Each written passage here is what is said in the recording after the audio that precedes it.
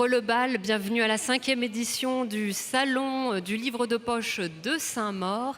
C'est un peu un lendemain de fête de la musique, j'ai envie de dire. Comme un avion sans aile, j'ai chanté toute la nuit. J'ai chanté pour elle, non pour celle, pardon, qui m'a pas cru toute la nuit.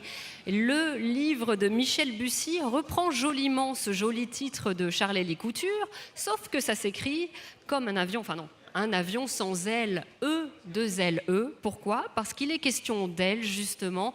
Qui est cette petite fille, ce bébé, seul rescapé d'un crash aérien survenu dans les années 80?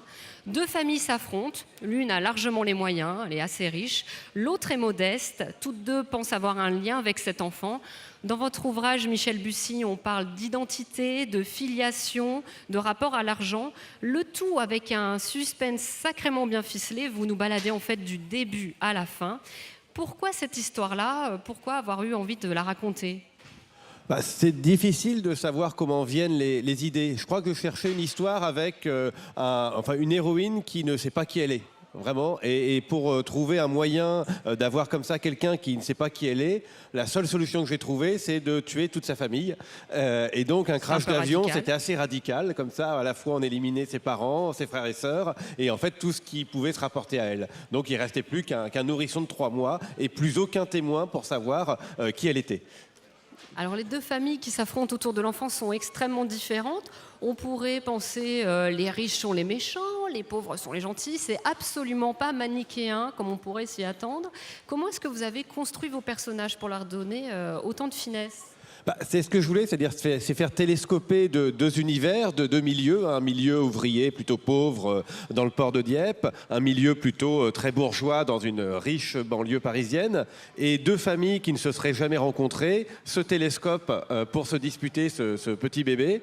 Et en réalité, évidemment, dans ce télescopage, il y a des gens qui vont passer de l'un à l'autre, puisque l'héroïne ne sait pas réellement qui elle est. C'était aussi de voir ce que l'argent peut donner. Est-ce que l'argent peut réussir à pervertir en quelque sorte une famille modeste?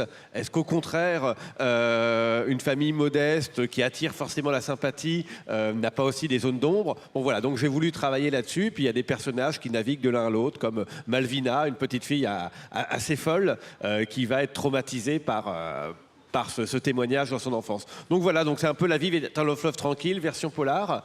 Et du coup, je me suis beaucoup amusé effectivement à être dans les gris clairs, entre le blanc et le noir, quoi. Alors nous, à Saint-Maur, on aime bien connaître les coulisses, votre façon d'écrire.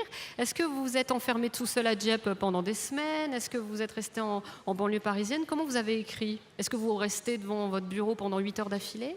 Non, pas du tout. Alors, cette idée, elle est très vieille, hein. Ça fait au moins 20 ans que j'ai eu l'idée, le point de départ. Et puis, moi, je travaille, je suis prof, j'ai des enfants, des grands, des petits, etc. Donc, en fait, j'écris un peu tout le temps, dans le train, chez moi, avec les enfants qui jouent à côté. Donc, j'arrive à entrer dans ma bulle à peu près n'importe comment. Voilà. Vous avez de la chance. Voilà, donc l'idée de me mettre tranquillement chez moi avec de la musique classique ou que sais-je, non, c'est pas pour moi. Donc, voilà, donc j'écris un peu tout le temps, un quart d'heure, une demi-heure, et puis après je relis beaucoup, je corrige. Donc voilà, donc il n'y a pas de rituel du tout. Il y a plutôt des moments grappillés pour écrire, mais comme ça l'envie elle est toujours présente, et quand je sais que j'ai 1 heure ou 2 pour écrire, généralement j'essaye d'être le plus efficace possible. En tout cas, il y a une espèce d'envie absolue d'écrire à ce moment-là. J'ai entre les mains Ne lâche pas ma main, votre dernier ouvrage. Pourquoi est-ce qu'il faut le lire? Déjà, ça se passe très loin de la France, ça se passe, en tout cas de la France métropolitaine, ça se passe à La Réunion. Donc il n'y a pas beaucoup de romans finalement, en tout cas policiers, qui se passent sur l'île de La Réunion. Un peu de soleil en plus. En plus, il y a du soleil, beaucoup de soleil, il y a un décor grandiose. On découvre, pour tous ceux qui ne connaissent pas, l'univers de La Réunion, les différentes catégories de population de La Réunion. Et puis surtout, c'est un thriller qui va très vite.